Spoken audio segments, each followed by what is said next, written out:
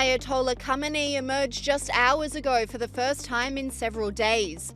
The supreme leader of Iran gave an impassioned speech to his people, declaring victory over Israel and the United States.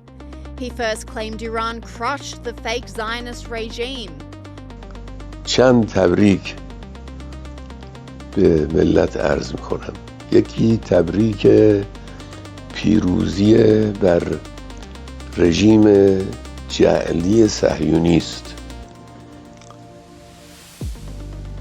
با اون همه هیاهو، با اون همه ادعا، رژیم صهیونی در زیر ضربات جمهوری اسلامی تقریباً از پا در آمد و له شد. And then congratulated his people on defeating the US, calling Trump out for exaggerating the attack on Iran's nuclear facilities.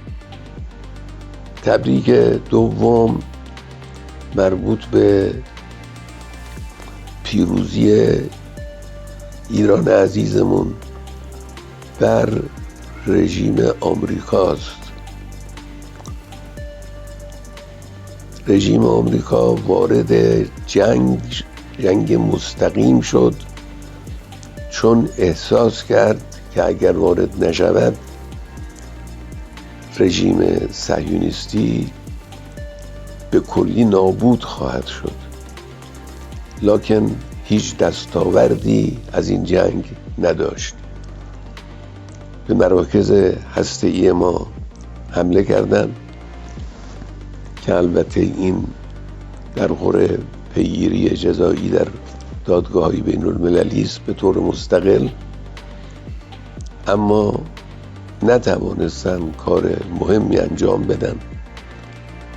رئیس جمهور آمریکا در شرح اونچه که واقع شده بود بزرگ نمایی غیر متعارفی کرد. معلوم شد که به این بزرگ نمایی احتیاج داره و متقابلا جمهوری اسلامی سیلی سختی به گونه آمریکا نواخت. به یکی از پایگاه‌های مهم آمریکا در منطقه، پایگاه العدید، حمله کرد و خساراتی وارد کرد. همون کسانی که در اون قضیه بزرگ نمایی کرده بودن در این قضیه سعی کردن کوچک نمایی کنن، بگن هیچ اتفاقی نیفتاده، در حالی که اتفاق بزرگی افتاده بود. But online commentators weren't buying the Ayatollah's propaganda. This person said, "Some people cannot accept their demise." And this person agreed, saying, Khamenei crawls out of hiding, declares victory while his nuke sites smolder and his generals whisper ceasefire. Classic dictator delusion. Trump dropped bombs, not tweets. And whilst the Ayatollah is pushing his own delusions, Donald Trump is telling the world what happened from his perspective. We hear it was obliteration. It was a virtual obliteration. When you take a look at the ground above, don't forget the flame is all underground. But everything above, if you look at the before and the after picture, everything above is burned black. The trees, everything. There's one building, but that's a building that sunk substantially into the granite, so that, you know, the fire goes right over it. It was, I believe it was total obliteration. I believe they didn't have a chance to get anything out because we acted fast. Trump also lashed out at the US media for undermining the hard work that went into executing the attack on Iran, calling them scum. This was an unbelievable hit by genius pilots and genius people in the military, and they're not being given credit for it because we have scum that's in this group, and not all of you are. You have some great reporters, but you have scum. CNN is scum. MSDNC is scum. The New York Times is scum. They're bad people. They're sick. And what they've done is they're trying to make this unbelievable victory into something less. Now, even they admit that it was hit very hard, okay? Pete Hegseth doubled down on his boss's rhetoric, absolutely unleashing on the media. Because you, and I mean specifically you, the press, specifically you, the press corps, because you cheer against Trump so hard, it's like in your DNA and in your blood to cheer against Trump. because you want him not to be successful so bad, you have to cheer against the efficacy of these strikes. You have to hope maybe they weren't effective.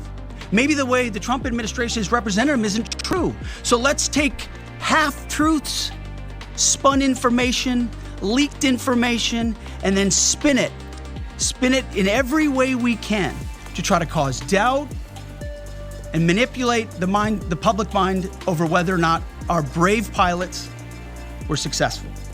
How many stories have been written about how hard it is to, fly a plane for 36 hours? Has MSNBC done that story? Has Fox? Have we done the story how hard that is? Have we done it 2 or 3 times so that American people understand? How about how difficult it is to shoot a drone from an F-15 or 16 or F-22 or F-35? Or what it's like to man a Patriot battery? Or how hard it is to refuel midair? Giving the American people an understanding of how complex and sophisticated this mission really was. There are so many aspects of what our brave men and women did that because of the hatred of this press corps are undermined because your people are trying to leak and spin that it wasn't successful. It's irresponsible. Trump then unleashed on the CNN reporter who reported on the leaked intelligence documents, claiming the hit on Iran's nuclear facilities wasn't as destructive as the Trump administration made out. He called for her to be thrown out like a dog, saying, "Natasha Bertrand should be fired from CNN. I watched her for 3 days doing fake news.